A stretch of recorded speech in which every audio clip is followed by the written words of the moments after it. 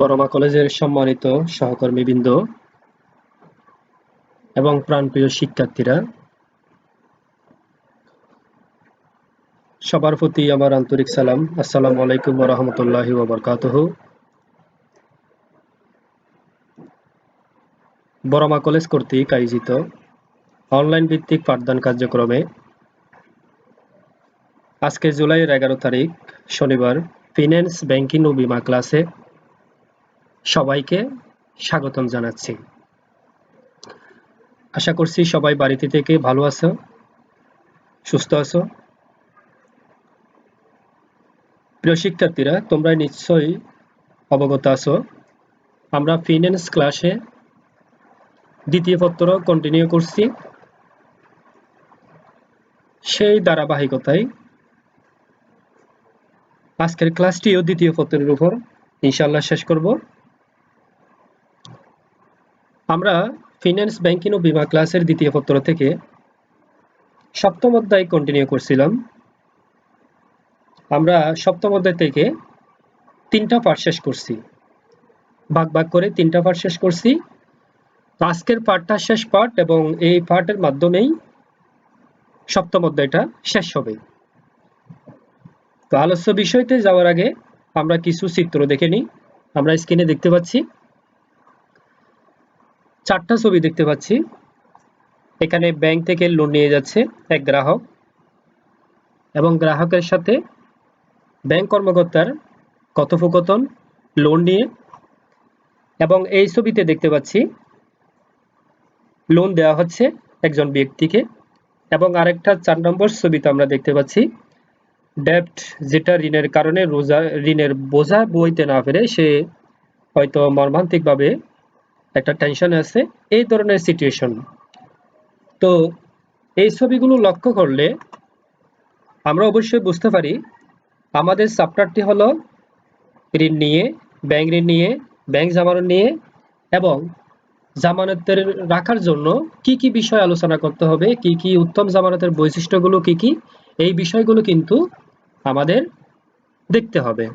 যেমন এখানে প্রথম ছবিতে আমরা দেখতে পাচ্ছি ঋণদানে বিবেচ্য বিষয়সমূহ, অর্থাৎ ঋণদানে কোন কোন বিষয় বিবেচনা করা হবে সেই বিষয়টি আমরা এখানে দেখব। দ্বিতীয় ছবিতে ঋণ বিশ্লেষণ ও পর্যবেক্ষণ, ঋণ বিশ্লেষণ করতে হবে এবং পর্যবেক্ষণ করতে হবে। এরপরে ঋণ বিশ্লেষণ করতে হবে, ঋণ বিশ্লেষণ করে একজন গ্রাহককে ঋণ দিতে হবে। এরপরে সমস্যাগ্রস্ত ঋণ, অর্থাৎ অনেক সময় অনেক গ্রাহক আছে ব্যাংক থেকে লোন নেওয়ার পর সময় মতো ঠিক মতো ব্যাংকে ঋণটা পরিশোধ করতে ব্যর্থ হয়। তো এই ধরনের ঋণকে আমরা সমস্যাগ্রস্ত ঋণ হিসেবে চিহ্নিত করব। তো এগুলো দেখেই আমরা আজকের বিষয়টি নির্ধারণ করব। আজকের আলোচ্য বিষয়টি হলো ফিন্যান্স, ব্যাংকিং ও বীমা বিষয়ের দ্বিতীয় পত্র থেকে আমরা সপ্তম অধ্যায় শেষের দিকে শেষের পার্টটা আজকে আমরা শেষ করব। ব্যাংক তহবিলের উৎস ও ব্যবহার, আজকে লেকচার নম্বর 11 এবং পার্ট হবে 4। এবং এটা একাধারে একাদশ শ্রেণী এবং দ্বাদশ শ্রেণীর শিক্ষার্থীদের জন্য খুব গুরুত্বপূর্ণ একটা বিষয়। আশা করছি খুব সুশৃঙ্খলভাবে মনোযোগ সহকারে শ্রবণ করে ক্লাসটি বোঝার চেষ্টা করবা। আজকের পাঠটি দেখে তোমরা কি কি শিখতে পারবা সেই বিষয়ে একটু আলোকপাত করি। প্রথমে ঋণের জামানত সম্পর্কিত বিবেচ্য বিষয়সমূহ সম্পর্কে ধারণা ব্যাখ্যা করতে পারবে। এরপর ঋণ বিশ্লেষণ সম্পর্কে ব্যাখ্যা করতে পারবে। ঋণ বিশ্লেষণের ধাপ ও পদ্ধতি সম্পর্কে ধারণা ব্যাখ্যা করতে পারবে। এবং সর্বশেষ সমস্যাগ্রস্ত ঋণ কি, সমস্যাগ্রস্ত ঋণের কারণ ও করণীয় সম্পর্কে বিস্তারিত ধারণা লাভ করতে পারবে। আমরা চেষ্টা করব এই শিকন ফলের আলোকে আজকের লেকচারটি শেষ করতে। প্রথমেই আমরা দেখে নিই ঋণের জামানত সম্পর্কিত বিবেচ্য বিষয়সমূহ। অর্থাৎ ব্যাংক থেকে যখন ঋণ প্রদান করা হবে, আমরা জানি ঋণের বিপরীতে গ্রাহক থেকে বিভিন্ন ধরনের জামানত হিসেবে বিভিন্ন স্থাবর, অস্থাবর অথবা ব্যক্তিগতভাবে কোনো জামানত নেওয়া হয়। তো এই জামানত নিতে গেলে উত্তম জামানত কোনটি, উত্তম জামানতের কিছু বৈশিষ্ট্য আছে, সেই বিষয়টি আমরা দেখব। যেমন এখানে উত্তম জামানতের বৈশিষ্ট্য বা বিবেচ্য বিষয়সমূহ, এখানে দুই ভাগে ব্যক্তিগত জামানতের ক্ষেত্রে কিছু বিবেচ্য বিষয় আছে আবার অব্যক্তিক জামানতের ক্ষেত্রে কিছু বিষয় আছে। প্রথমে আসি ব্যক্তিক জামানতের ক্ষেত্রে কোন কোন বিষয়গুলো আমরা অথবা ঋণদাতা ব্যাংক কনসিডার করবে, বিবেচনা করবে। এক নম্বরটা হচ্ছে আর্থিক সামর্থ্য, পদমর্যাদা, সততা ও সুনাম, সামাজিক মর্যাদা, ঋণ ব্যবহারের সামর্থ্য এবং ৬ নম্বরটা হচ্ছে সুসম্পর্ক। এবং অব্যক্তিক জামানতের ক্ষেত্রে বিক্রয়যোগ্যতা, মূল্য, তারল্য, মালিকানা সত্ত্ব, মূল্যের স্থিতিশীলতা, দায়মুক্ততা, গ্রহণযোগ্যতা, বিমাকৃত সম্পদ, সম্পদের গুণগত মান এবং সর্বশেষ সম্পদের দখল। তো এই দুইটা বিষয় থেকে একটা ব্যক্তিগত অথবা ব্যক্তিক জামানত এবং অব্যক্তিক জামানত এই বিষয়গুলো বিবেচনা করা হবে। আমরা পরের স্লাইডে আমরা বিস্তারিত জিনিসগুলো একটু দেখে নিব। প্রথমে আমরা দেখছি ব্যক্তিক জামানতের ক্ষেত্রে বিবেচ্য বিষয়সমূহ। এক নাম্বারটা হচ্ছে আর্থিক সামর্থ্য। আর্থিক সামর্থ্য ও সচ্ছলতা বিবেচনা করে ব্যাংক ব্যক্তিক জামিনদার গ্রহণ করে। প্রয়োজনে ব্যাংক জামিনদাতার স্থাবর ও অস্থাবর সম্পত্তি এবং ব্যাংক হিসাব সম্পর্কেও খোঁজখবর নেই। অর্থাৎ কোনো ব্যক্তি যদি জামানত হিসেবে জামিনদার হয় তার অবশ্যই আর্থিক সামর্থ্য থাকতে হবে এবং সচ্ছলতা থাকতে হবে এবং তার স্থাবর ও অস্থাবর সম্পত্তি কি আছে সেই হিসেবেও সেটাও কিন্তু ব্যাংকে দেখভাল করবে। ২ নম্বরটা পদমর্যাদা। ব্যাংক সাধারণত জামিনদার হিসেবে সরকারি ও বেসরকারি প্রতিষ্ঠানে কর্মরত উচ্চ পদমর্যাদার ব্যক্তিকে পছন্দ করে। এই ক্ষেত্রে জামিনদারের বেতন গুরুত্বের সাথে বিবেচনা করা হয়। ঋণের পরিমাণের সাথে জামিনদার ব্যক্তির মোট বেতন সামঞ্জস্যপূর্ণ হতে হয়। অর্থাৎ পদমর্যাদা হচ্ছে এমন একটি কৌশল, অর্থাৎ যার স্ট্যাটাস বেশি, যে সরকারি অথবা বেসরকারি প্রতিষ্ঠানে কর্মরত সবাই চিনে, সমাজের মধ্যে একটা প্রভাব আছে, এই ধরনের ব্যক্তিকে ব্যাংক জামানদার হিসেবে বেশি পছন্দ করে এবং তার বেতনটাও কিন্তু গুরুত্বের সাথে দেখানো হয়। কারণ বেতন যদি ভালো হয় হয়তো সে জামিনদার হিসেবে জামানত হিসেবে বেশি অগ্রাধিকার পাবে। ৩ নম্বরটা হচ্ছে সততা ও সুনাম। ব্যাংক ব্যক্তিগত জামিনদারের আর্থিক লেনদেন সততা, দায় পরিশোধের তৎপরতা, বিশ্বাসযোগ্যতা ও তার সুনাম বিশেষভাবে যাচাই করে থাকে। অর্থাৎ ব্যক্তিগত জামিনদার যখন হবে তার আর্থিক লেনদেনের সততা আছে কিনা, পূর্ববর্তী লেনদেনে কোনো ধরনের দুর্নীতি আছে কিনা সেটা দেখবে, দায় পরিশোধের তৎপরতা আছে কিনা সেটাও দেখবে এবং বিশ্বাসযোগ্য কিনা এবং তার সুনাম আছে কিনা সেটাও কিন্তু বিশেষ করে যাচাই করে। সামাজিক মর্যাদা। জামিনদাতার অবশ্যই সামাজিক গ্রহণযোগ্যতা থাকতে হবে। সমাজে সুনাম সুখ্যাতি রয়েছে এমন ব্যক্তি নিজ পদমর্যাদা ধরে রাখার স্বার্থেই ঋণ পরিশোধে সচেষ্ট হয়। এখানে একটা বিষয়, সামাজিক মর্যাদা বলতে সমাজের মধ্যে একটা প্রভাব আছে, সে সৎ মানুষ এবং বিশ্বাসযোগ্য মানুষ, তার খ্যাতি আছে। যদি জামিনদাতার যে ব্যক্তিক জামানত হিসেবে তিনি ওই ব্যক্তি সামাজিক মর্যাদা সম্পন্ন ব্যক্তি যদি জামিনদার হিসেবে চিহ্নিত হয় তাহলে তার স্বার্থ ক্ষুণ্ণ না হয় এই ধরনের আচরণ করবে, যার কারণে সে সামাজিক মর্যাদার কারণে একটা ব্যাংকের মধ্যে জামিনদাতা হিসেবে চিহ্নিত হতে পারে এবং এটা ব্যাংক আগেই গ্রহণ করে। ঋণ ব্যবহারের সামর্থ্য। জামিনদাতা নিজে ঋণ গ্রহীতা হলে তার ঋণ ব্যবহারের ক্ষমতা বা দক্ষতা সম্পর্কে ব্যাংক বিবেচনা করে। যেসব ঋণ গ্রহীতা লাভজনক খাতে বিনিয়োগ করতে পারে তাদের ব্যাংক ঋণ দিতে আগ্রহী থাকে। অর্থাৎ জামিনদাতা যদি নিজে কোনো গ্রহীতা হয়, কোনো ব্যাংক থেকে যদি ঋণ গ্রহণ করে তাহলে ঋণের ব্যবহারের ক্ষমতা বা দক্ষতা সম্পর্কে ব্যাংক বিবেচনা করবে। সে বিষয় ঋণ গ্রহীতা লাভজনক খাতে বিনিয়োগ করতে পারবে কিনা সেটাও কিন্তু খতিয়ে দেখানো হয়। ৬ নম্বরটা হচ্ছে সুসম্পর্ক। যেসব ব্যক্তির সঙ্গে ব্যাংকের সুসম্পর্ক আছে তাদের জামিনে ব্যাংক ঋণ দিতে বেশি আগ্রহী হয়। অর্থাৎ এটা হলো সুসম্পর্ক, হলো ব্যাংকের সাথে গ্রাহকের একটা রিলেশন থাকে যেটা সবসময় বজায় থাকে এবং এই সুসম্পর্কের কারণে ব্যাংকের একটা ভালো একটা অবস্থানে সে কর্মকর্তাদের সাথে একটা সম্পর্ক সৃষ্টি করতে পারে এবং এই সম্পর্কটাই হচ্ছে একটা ব্যক্তিক জামানতের গুরুত্বপূর্ণ একটা বিষয়। তো এগুলাই হচ্ছে ব্যক্তির জামানত ক্ষেত্রে দেখতে হবে, আর্থিক সামর্থ্য আছে কিনা, পদমর্যাদা আছে কিনা, সততা ও সুনাম এবং সামাজিক মর্যাদা, ঋণ ব্যবহারের সামর্থ্য, সুসম্পর্ক, এই বিষয়গুলো দেখে ব্যক্তিক জামানতের ক্ষেত্রে খুব গুরুত্বপূর্ণভাবে দেখানো হয়। এবার আমরা দেখব অব্যক্তিক জামানতের ক্ষেত্রে বিবেচ্য বিষয়সমূহ। 1 নাম্বারটা বিক্রয়যোগ্যতা। জামানত হিসেবে স্থাবর সম্পত্তির অবশ্যই বিক্রয়যোগ্যতা থাকতে হবে। এক্ষেত্রে সম্পত্তির বাজার মূল্য ঋণের পরিমাণের চেয়ে বেশি হতে হবে। এই কারণে ক্ষণস্থায়ী কোনো সম্পত্তি জামানত হিসেবে বিবেচ্য হয় না, যেমন কাঁচামাল বা যে কোনো মৌসুমী দ্রব্য। তো দেখতে পাচ্ছ, অর্থাৎ যেটা জামানত হিসেবে, অব্যক্তিক জামানত বলতে আমরা বুঝি স্থাবর সম্পত্তি, যেগুলো যে কোনো সময় স্থাবর সম্পত্তি হতে পারে, এবং এটার বিক্রয়যোগ্যতা থাকতে হবে, এবং এটা একটু বেশি দীর্ঘদিন হয় এই ধরনের সম্পদ হতে হবে, এবং সম্পত্তির বাজার মূল্যের ঋণের চেয়ে এটা বেশি হতে হবে, এবং কোনো ধরনের পচনশীল দ্রব্য, কাঁচামাল বা যে কোনো মৌসুমী দ্রব্য এখানে অব্যক্তিক জামানত হিসেবে গ্রহণযোগ্য হবে না। মূল্য। জামানত রাখা সম্পত্তি অতিরিক্ত মূল্যায়ন হয়েছে কিনা তাও যাচাই করতে হবে। অনেক সময় গ্রাহক কি করে, দুর্নীতি করে জমিটার যে, অর্থাৎ স্থায়ী সম্পত্তির যেটা মূল্য নয়, অর্থাৎ অতিরিক্ত মূল্যায়ন করে ফেলে। এই ক্ষেত্রে সম্পদের মূল্য ঋণের পরিমাণ চেয়ে বেশি না হলে ব্যাংক সেই সম্পদকে জামানত হিসেবে জমা রাখে না। অর্থাৎ অতি মূল্যায়িত যেন না হয়।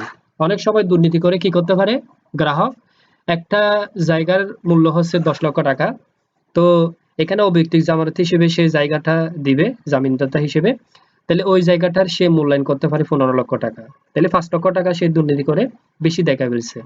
এবং এটাও হতে পারে ঋণ এসে যদি মূল্যটা কম হয়, সে হিসেবে এটা জামানত হিসেবে গ্রহণযোগ্য হবে না। তারল্য। ব্যাংক গ্রাহকের আমানত রাখা অর্থ থেকে ঋণ দেয়। আমরা জানি ব্যাংক হচ্ছে এক পক্ষ থেকে টাকা গ্রহণ করে আমানত হিসেবে এবং অন্য পক্ষকে ঋণ হিসেবে দেয়। তো সবসময় এখানে তারল্যটা বজায় থাকতে হয়, কারণ অন্য পক্ষকে হঠাৎ করে যদি কোনো টাকা দিতে হয়, তাইলে তারল্য সংকট হলে সেটা ব্যাংকের একটা সুনামপূর্ণ হবে। যে কোনো সময় আমানতকারী অর্থ তুলে নিতে পারে, তাই ঋণের পরিমাণ বিপরীতে জমা রাখা জামানতের তারল্য বেশি হতে হয়। এক্ষেত্রে তারল্য বলতে সহজে ও কম গতিতে তা বিক্রি করে দ্রুত নগদ অর্থ পাওয়ার নিশ্চয়তাকে বোঝায়। অর্থাৎ যে জামানতটি এখানে, যেই জায়গাটি জামানত হিসেবে রাখবে, সেটার এমন তারল্য হতে হবে যেন অতি দ্রুততার সাথে যেন নগদ টাকায় কনভার্ট করা যায়, কনভার্ট করে এটা তারল্যে পরিণত করা যায়।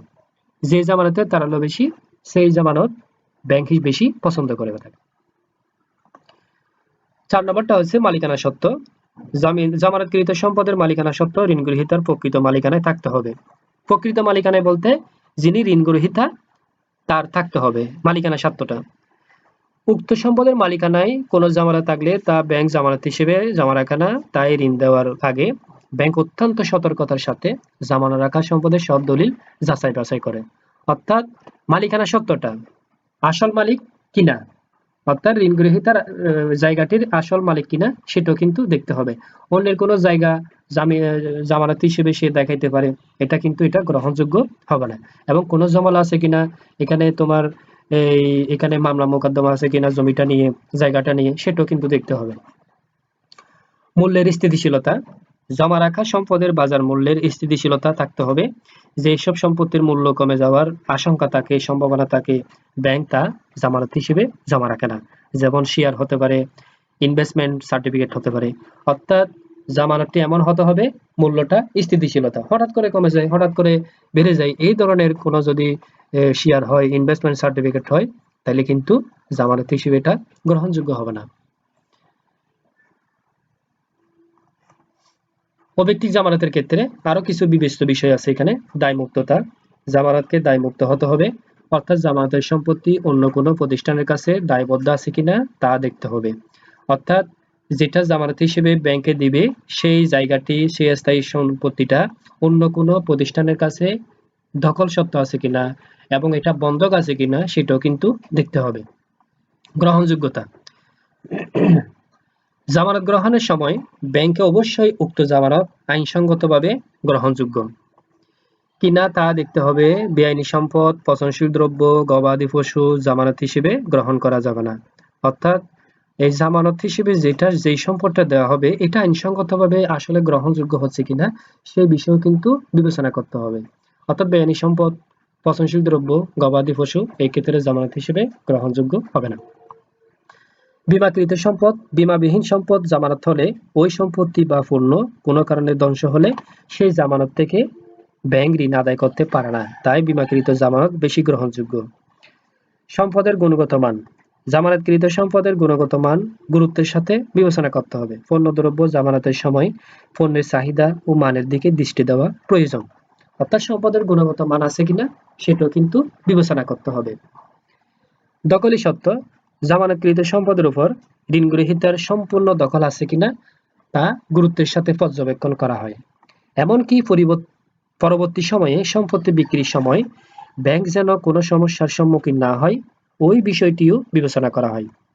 এটা দখলি সত্ত্ব, দখলি সত্ত্বটা ঠিক আছে কিনা এবং কোনো কারণে যদি ঋণ গ্রহীতা দেউলিয়া হয়ে যায় এবং এটা দেউলিয়া হয়ে যাওয়ার কারণে যেহেতু সে ঋণ পরিশোধ করতে পারতেছে না ব্যাংকে, ব্যাংক কি করতে পারে, তার জামানতকৃত সম্পত্তি বিক্রিও করতে পারে, বিক্রির জন্য চেষ্টা করতে পারে। এখন যদি সম্পদের যদি কোনো কারণে ঝামেলা থাকে তাইলে এটা কিন্তু বিক্রি করা সহজ হবে না, সেজন্য বিক্রি করার জন্য কোনো ধরনের ঝামেলা হবে না, ঝামেলা নাই এই ধরনের সমস্যা আছে কিনা তাও কিন্তু ব্যাংকে বিবেচনা করতে হবে। সুতরাং যে কোনো সম্পত্তি জামানত হিসেবে গৃহীত হয় না, তাই উত্তম জামানতের জন্য উল্লেখিত বিষয়গুলো বিবেচনা করা প্রয়োজন।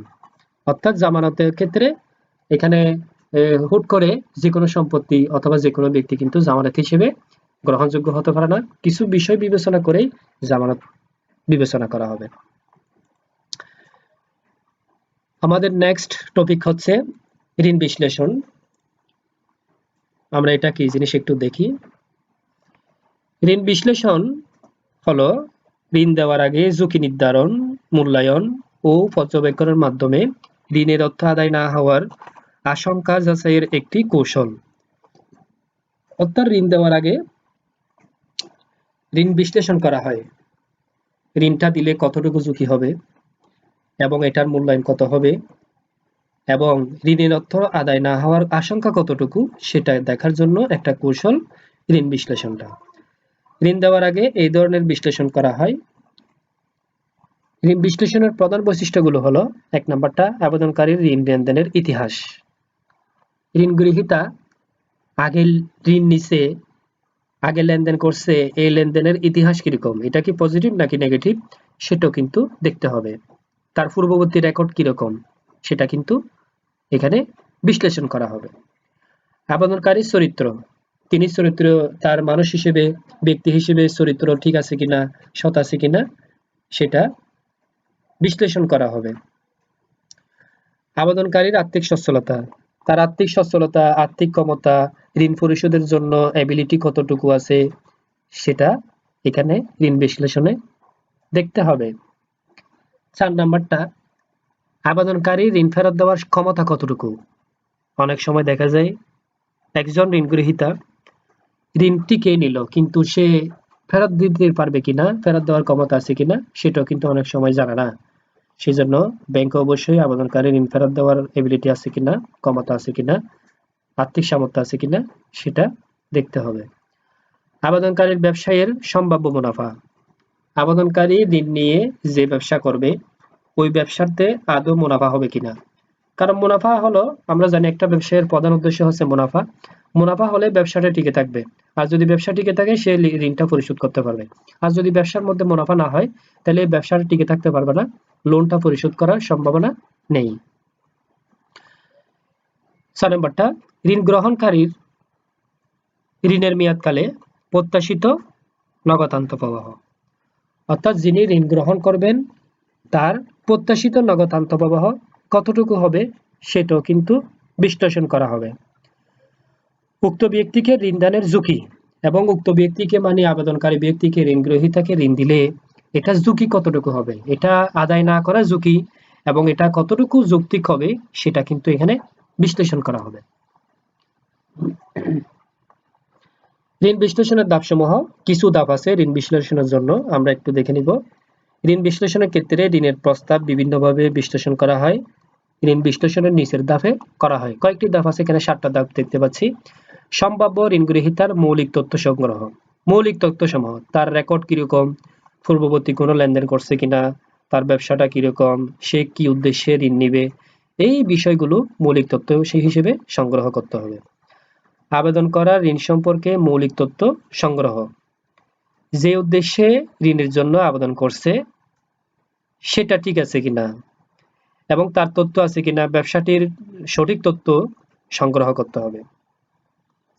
3 নম্বরটা হচ্ছে ঝুঁকির প্রাথমিক নিরীক্ষণ সমূহ, চূড়ান্ত বিশ্লেষণ ও ব্যক্তি শনাক্তকরণ। অর্থাৎ কোন কোন খাতে ঝুঁকি হতে পারে এটা যদি খতিয়ে দেখানো হয় তাহলে প্রাথমিকভাবে কিছু ঝুঁকি থাকতেও পারে। এটি ভালো করে নিরীক্ষা করে পরীক্ষা করে চূড়ান্ত বিশ্লেষণ করতে হবে এবং এটা কতটুকু ঝুঁকিমুক্ত করা যাবে এটার ব্যাপ্তি শনাক্তকরণ করতে হবে। 4 নম্বরটা সংবেদনশীল তথ্যসমূহ যাচাইকরণ। সংবেদনশীল তথ্য, যে তথ্যগুলো না নিলে হয় না, অর্থাৎ ঋণ পরিশোধের এবিলিটি কতটুকু, সে তার পূর্ববর্তী রেকর্ড কিরকম, সে কোন খাতে বিনিয়োগ করবে এবং বিনিয়োগকৃত প্রজেক্ট থেকে মুনাফা আসবে কিনা, এই জিনিসগুলো অর্থাৎ ঋণের সাথে রিলেটেড সম্পর্কিত যতগুলো বিষয় আছে সবগুলো কিন্তু এখানে যাচাই করতে হবে। 5 নাম্বারটা হচ্ছে ঝুঁকির বিশ্লেষণ এবং এখানে যেটা ফাইন্ডিংস, অর্থাৎ ঝুঁকি যদি কোনো থেকে থাকে এই ঝুঁকিটা কতটুকু যৌক্তিক এবং এই ঝুঁকিটার মাত্রা কতটুকু সেটা বিশ্লেষণ করতে হবে। 6 নাম্বারটা বিশ্লেষণ ভিত্তিক চূড়ান্ত সিদ্ধান্ত নেওয়া। তাহলে যেটা বিশ্লেষণ করা হবে অর্থাৎ অনেকগুলো ঝুঁকি থাকতে পারে, প্রাথমিক ঝুঁকি থাকতে পারে, এই ধরনের এগুলো বিশ্লেষণ করে চূড়ান্ত সিদ্ধান্ত নিতে হবে আদৌ কি ঋণ দিবে নাকি ঋণ দিবে না। ইতিবাচক সিদ্ধান্ত অনুযায়ী ঋণের কাঠামো তৈরি। যদি সিদ্ধান্ত এরকম হয় যে আবেদনকারী ব্যক্তিকে ঋণ প্রদান করা হবে ব্যাংক থেকে, তাহলে ব্যাংক থেকে ঋণ প্রদান করলে এটা পজিটিভ একটা সিদ্ধান্ত, ইতিবাচক একটা সিদ্ধান্ত। এই সিদ্ধান্ত অনুযায়ী ঋণের কাঠামো নির্ধারণ করা হবে এবং ফাইনালি ঋণ পরিশোধ করার একটা ব্যবস্থা করা হবে। এই ছিল ঋণ বিশ্লেষণের ধাপসমূহ। এই ধাপের মাধ্যমেই ঋণ বিশ্লেষণ করা হয়। এবার আমরা ঋণ বিশ্লেষণের কিছু পদ্ধতি আছে, কিছু টেকনিক আছে, এই টেকনিকগুলো আমরা দেখে নিব। ঋণ বিশ্লেষণের গুরুত্বপূর্ণ দৃষ্টিভঙ্গি 5CS, 5RS, কাম্পারি, পার্সার। এই অর্থাৎ এখানে 5CS মানে 5টা সি এবং এখানে 5টা আর, কাম্পারি এবং পার্সার ইত্যাদি সংক্ষিপ্ত রূপে প্রকাশ করা যায়। নিচে চিত্রের সাহায্যে কতগুলো দৃষ্টিভঙ্গি আমরা দেখব। যেমন এখানে প্রথমে দেখব 5CS। 5C দিয়ে কি কি হয়, এটা গ্রাহকের জন্য বিশ্লেষণ করা হয়। যেমন আমরা স্ক্রিনে দেখতে পাচ্ছি সি দিয়ে, প্রথম সি দিয়ে ক্যারেক্টার, যেটা ঋণ গ্রহীতার চরিত্র বিশ্লেষণ করা হবে। ক্যাপাসিটি, এটা হলো ক্ষমতা, অর্থাৎ ক্ষমতা হলো ঋণ পরিশোধের ক্ষমতা। তারপরে সি দিয়ে ক্যাপিটাল, পুঁজি, মূলধন কতটুকু। এরপরে কোলাটেরাল অর্থাৎ জামানত। এরপরে কন্ডিশন, শর্ত। এই 5টা সি দিয়ে বোঝানো হয় চরিত্র, ক্ষমতা, পুঁজি, জামানত, শর্ত, এগুলো বিশ্লেষণ করা হয়। এবার 5R, ফার্স্ট আর দিয়ে কি কি বোঝানো হয় সেটা আমরা দেখব। যেমন প্রথম আর দিয়ে রেসপন্সিবিলিটি, দায়িত্বশীলতা, সে কতটুকু দায়িত্বশীল মানুষ, শুধু ঋণ নিলে হবে না, আসলে দায়িত্ববোধ আছে কিনা সেটাও দেখতে হবে। রিলায়েবিলিটি, বিশ্বাসযোগ্যতা। এরপরে রেসপেক্টেবিলিটি, সম্মান, মর্যাদা, এটা সম্মানিত ব্যক্তি কিনা এবং মর্যাদা আছে কিনা কতটুকু। রিসোর্স, সম্পদের উৎস। রিটার্ন পসিবিলিটি, পরিশোধের সম্ভাবনা। এই আর দিয়ে 5টার দিয়ে দায়িত্বশীলতা, বিশ্বাসযোগ্যতা, সম্মান, সম্পদের উৎস, পরিশোধের সম্ভাবনা বিশ্লেষণ করা হয়। কাম্পারি হচ্ছে সি, প্রথম সি দিয়ে হচ্ছে ক্যারেক্টার, চরিত্র। এ দিয়ে অ্যামাউন্ট, ঋণের পরিমাণ। এম দিয়ে মিনস, পরিশোধের উৎস। পি দিয়ে পারপাস, উদ্দেশ্যটা কি। এ দিয়ে অ্যাকাউন্টেবিলিটি, দায়িত্বশীলতা কি। এরপরে আর দিয়ে রিস্ক অর্থাৎ ঝুঁকি। এআই দিয়ে ইন্স্যুরেন্স অথবা এখানে বীমা। এই 7টা বিষয় এখানে নির্ধারণ করা হয়। সর্বশেষ আরেকটা পদ্ধতি আছে ঋণ বিশ্লেষণের জন্য, সেটা হচ্ছে পার্সার, যেটাকে প্রথম পি দিয়ে হচ্ছে পারপাস, উদ্দেশ্যটা কি। দি অ্যামাউন্ট ঋণের পরিমাণ কতটুকু, এরপরে আর দিয়ে হচ্ছে রিজন কোন খাতে কি জন্য ঋণ নেওয়া হবে সেটা, এরপরে এস দিয়ে হচ্ছে সোর্সেস অফ রিপেমেন্ট পরিশোধের উৎস, এ দিয়ে এবিলিটি ক্ষমতাটা, এরপরে আর দিয়ে রিস্ক অর্থাৎ ঝুঁকি। তাইলে আমরা দেখলাম চারটা পদ্ধতিতে ঋণ বিশ্লেষণ করা হয়, একটা হলো 5C, একটা হলো 5R কোম্পানি, তারপরে হলো পার্সার।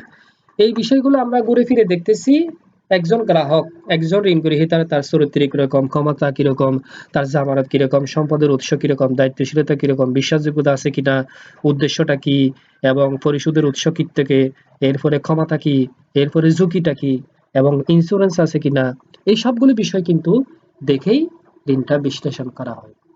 আশা করি বুঝতে পারছো। এরপরে আমরা দেখব এবার নেক্সট টপিক হচ্ছে আমাদের সমস্যাগ্রস্ত ঋণ।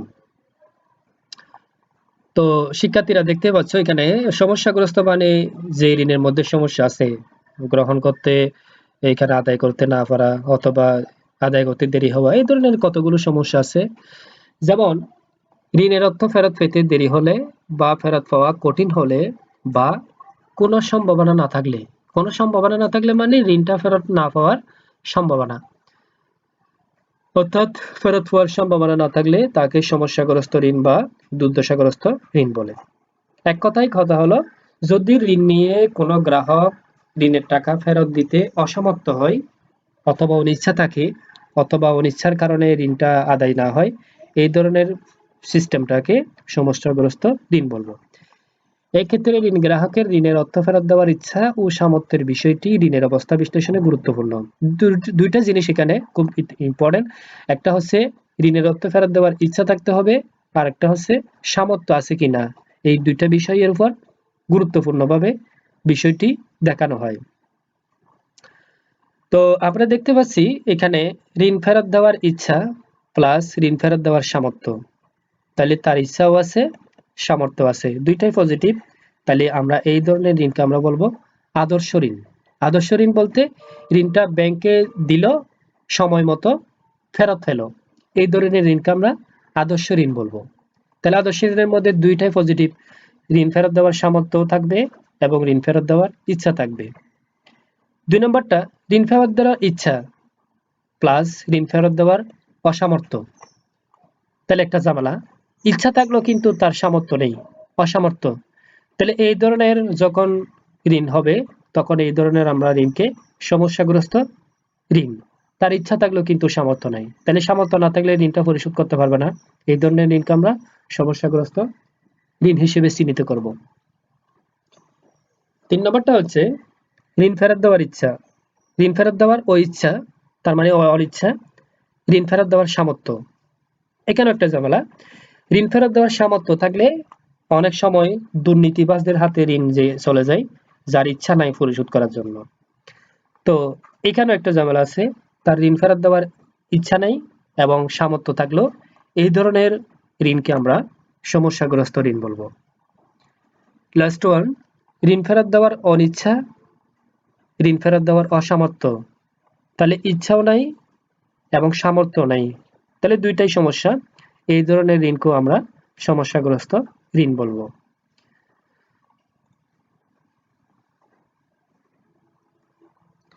সমস্যাগ্রস্ত ঋণের কারণ, কিছু কারণ থাকতে পারে, ব্যাংক খুব সতর্কতার সাথে আসলে অনেকগুলো ঋণ গ্রহীতাকে ঋণ দেয়, এরপরও কিছু ঝামেলা থেকে যায়, কিছু কারণ থাকে, পরিমাণগত কারণ, বেশি লাভের আশার ঋণ, বিশ্লেষণ ছাড়া অতিরিক্ত পরিমাণ ঋণ দেওয়া। আমরা জানি ঋণ দেওয়ার আগে ঋণটা খুব সুন্দরভাবে বিশ্লেষণ করতে হবে। তো যদি কোনো কারণে কোনো ব্যাংক যদি এই ঋণ বিশ্লেষণ ছাড়া অতিরিক্ত পরিমাণ ঋণ দেয় তাহলে এটাও কিন্তু সমস্যাগ্রস্ত ঋণ হিসেবে চিহ্নিত হবে।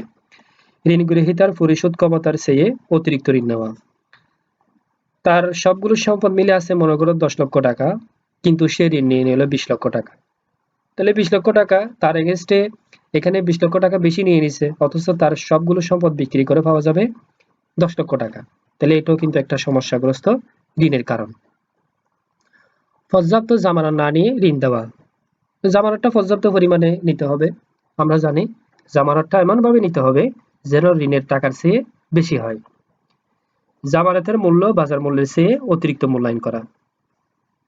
যেমন বাজারে চলতেছে একটা সম্পত্তির মূল্য 5 লক্ষ টাকা, সে দেখালো, ঋণ গ্রহীতা দেখালো 8 লাখ টাকা। তাহলে 8 লাখ টাকা যদি দেখায়, সে বাজার মূল্যের চেয়ে 3 লাখ টাকা বেশি দেখাই ফেলছে। তাহলে বেশি দেখা ফেললে এখানে কিন্তু এটাও কিন্তু অতিরিক্ত মূল্যায়ন হওয়ার কারণে এখানে সমস্যাগ্রস্ত ঋণ সৃষ্টি হতে পারে। দলিলাদির আনুষ্ঠানিকতা শেষ না করেই ঋণ দেওয়া। আনুষ্ঠানিকতা বলতে এখানে দলিলগুলো খুব যাচাই বাছাই করতে হবে, আসল দলিল কিনা, প্রকৃত মালিক কিনা, মালিকানার সত্ত্ব এখানে ঋণ গ্রহীতার কিনা, এগুলো কিন্তু শেষ না করে যখন ঋণ দেওয়া হয় এখানে সমস্যাগ্রস্ত ঋণ হিসেবে চিহ্নিত হতে পারে। বকেয়া সুদ এড়ানোর জন্য অবৈধভাবে ঋণ নবায়ন করা। বকেয়া সুদ বলতে এখানে আমরা জানি অনেক সময় সুদের কারণে তারা কি করে, ঋণটাকে নবায়ন করতে চায়। তো নবায়ন করলে যে বকেয়া সুদ আছে সেটাকে অ্যাভয়েড করার জন্য, বাদ দেওয়ার জন্য তারা নবায়ন করতে চায়। এই কারণেও কিন্তু সমস্যাগ্রস্ত ঋণের সৃষ্টি হতে পারে। এবার আমরা কিছু দেখব গুণগত কারণ। অসম্পূর্ণ তথ্যের ভিত্তিতে ঋণ বিশ্লেষণ করা। যে ঋণ নিবে, ঋণ গ্রহীতা তার সম্পূর্ণ ডিটেলস তথ্যটা বিশ্লেষণ করতে হবে এবং ঋণ দিতে হবে, আর না হলে এখানে সমস্যাগ্রস্ত ঋণ সৃষ্টি হতে পারে। অপর্যাপ্ত ত্রুটিপূর্ণভাবে ঋণের প্রস্তাব দেওয়া, তাড়াহুড়া করে এবং যেটা পর্যাপ্ত নয়, ত্রুটিপূর্ণভাবে, ভুল আছে, এই ধরনের যখন প্রস্তাব দেওয়া হবে। পক্ষপাতিত্ব করে বড় অঙ্কের ঋণ দেওয়া। পক্ষপাতিত্ব বলতে এখানে অনেক সময় ব্যাংক কর্মকর্তার পরিচিত কোনো মানুষ থাকতে পারে, পরিচিত ব্যক্তিকে কোনো কিছু ঋণ বিশ্লেষণ ছাড়া যদি ঋণ দেওয়া হয়, তাহলে এটাও হচ্ছে একটা সমস্যাগ্রস্ত ঋণের গুণগত কারণ। অপর্যাপ্ত ঋণ তদারকি করা। ঋণ তদারকি করা সবসময় এখানে ঋণটা তদারকি করতে হবে, এবং ঋণ তদারকি যদি এখানে কোনো ঘাটতি থাকে তাহলে এটা ঋণ আদায় না হওয়ার সম্ভাবনা বেশি। বিক্রয়যোগ্য শেয়ারের জামানতের বিপরীতে ঋণ দেওয়া। অনেক সময় অনেকগুলো শেয়ার থাকে যেটা বাজারের মধ্যে ফল করছে এবং শেয়ার প্রাইস অনেক নিচে নেমে গেছে। এই ধরনের যখন শেয়ারের বিপরীতে কোনো ঋণ দেওয়া হয় জামানত নিয়ে, এটাও কিন্তু একটা পরিমাণগত গুণগত সমস্যাগ্রস্ত ঋণের কারণ। এরপরে ঋণ গ্রহীতার আর্থিক বিবরণী সংগ্রহে অনীহা বা বিলম্বে সংগ্রহ করা। ঋণ গ্রহীতার আর্থিক বিবরণী খুব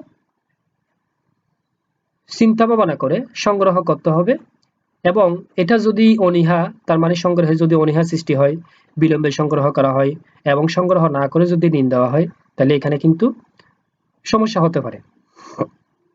অনিরীক্ষিত ও অস্তিত্ববিহীন সম্পত্তির জামানতের ভিত্তিতে ঋণ দেওয়া। যেটা খতিয়ে দেখা হয় নাই, মাঠ পর্যায়ে দেখানো হয় নাই আসলে সম্পদটা ঠিক কিনা, যেটা জামানত হিসেবে দিচ্ছে সেটা, এবং কোনো সম্পদের অস্তিত্ব নেই, এই ধরনের সম্পত্তি যখন সম্পত্তির বিপরীতে জামানত হিসেবে যখন ঋণ দেওয়া হয়, তাহলে এই ঋণটা সমস্যাগ্রস্ত ঋণ হওয়ার সম্ভাবনা অনেকাংশে বেশি থাকে। ব্যাংক ব্যবস্থাপনার অদক্ষতা ও অক্ষমতা। ব্যাংক ব্যবস্থাপনা অনেক শক্তিশালী হতে হয় এবং এখানে দূরদর্শীভাবে চিন্তা ভাবনা করতে হয় কোন খাতে ঋণ দেওয়া উচিত, কোন খাতে ঋণ দেওয়া অনুচিত। সেই জন্য অদক্ষতার কারণে, অব্যবস্থাপনার কারণে অনেক সময় সমস্যাগ্রস্ত ঋণ হতে পারে। ঋণ ফেরত দেওয়ার অনিচ্ছা, এবং আরেকটা কারণ হচ্ছে ঋণ ফেরত দেওয়ার অনিচ্ছা, যেগুলো দুর্নীতিবাজ এবং সমস্যা করতে ঋণ নেই, এই ধরনের মানুষের অনেক সময় অনিচ্ছা থাকে ঋণটা পরিশোধ না করার জন্য। তো এটাও কিন্তু একটা গুণগত কারণ। তো এইসব কারণেই আসলে সমস্যাগ্রস্ত ঋণ হতে পারে। তো ব্যাংকে দেখা উচিত এই বিষয়গুলো খুব ভালো করে করে ঋণটা সার্ভ করা। সমস্যাগ্রস্ত ঋণের ক্ষেত্রে ব্যাংকের করণীয়।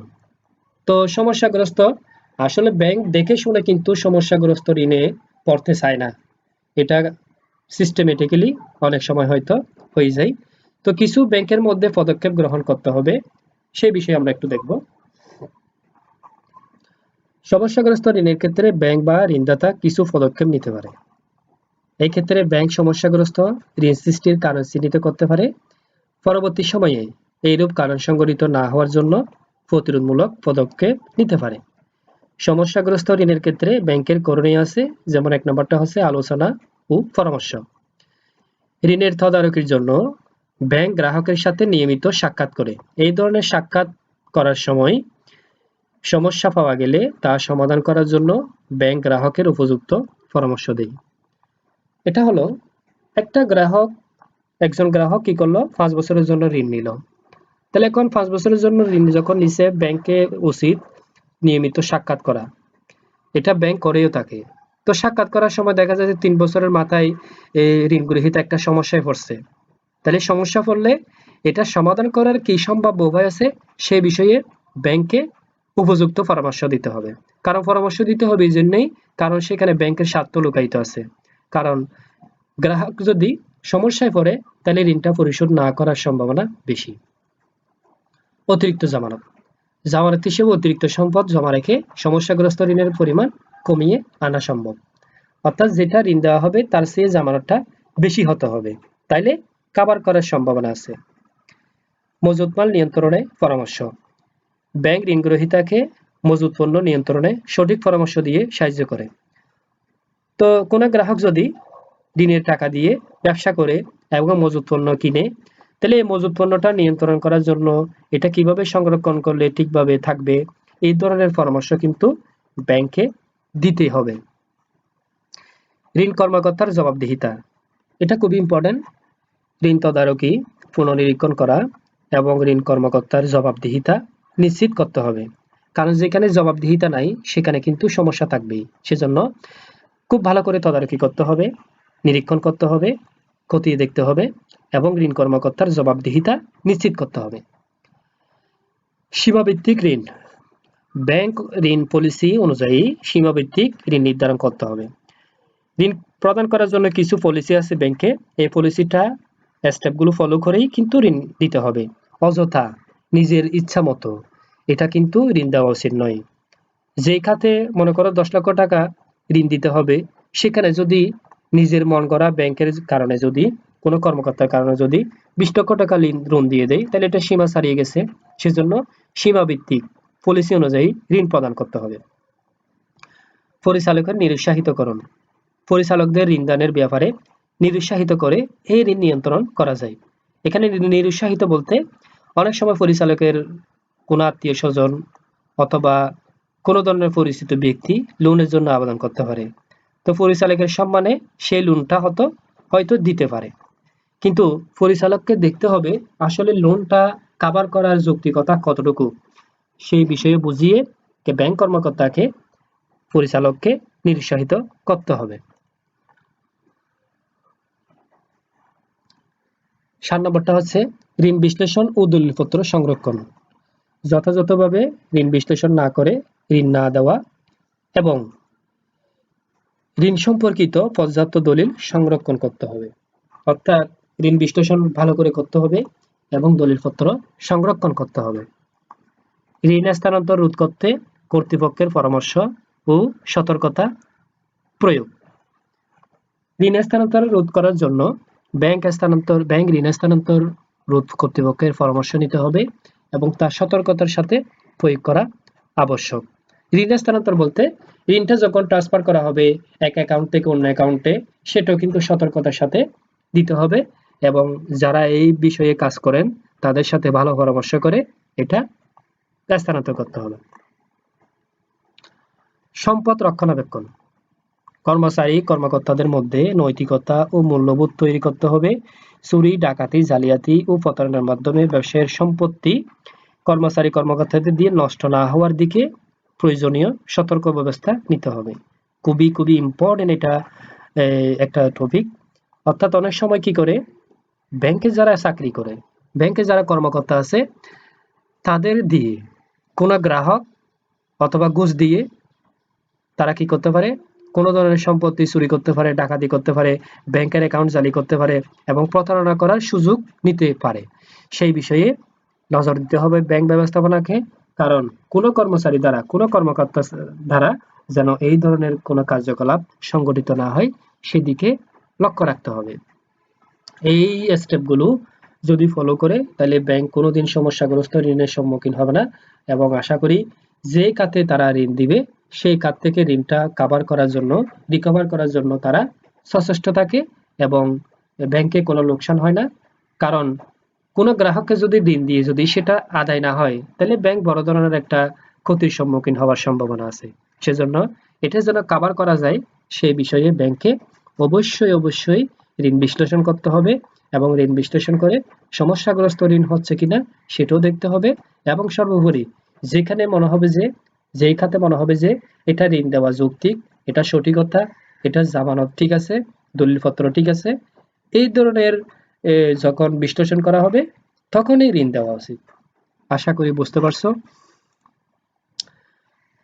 তো এই নিয়ে আমাদের আজকের লেকচারটি শেষ হলো। সাথে সাথে আমাদের ফিন্যান্স ব্যাংকিং ও বীমা ক্লাসের দ্বিতীয় পত্র থেকে যেটা সপ্তম অধ্যায় আমরা শুরু করছিলাম পার্ট 1 দিয়ে, পার্ট 1, 2, 3, 4 এই 4টা পার্টে আমরা আজকের ক্লাসের মাধ্যমে অধ্যায়টি শেষ হলো এবং ভালো করে দেখবা, খুবই ইম্পর্টেন্ট একটা অধ্যায় এটা।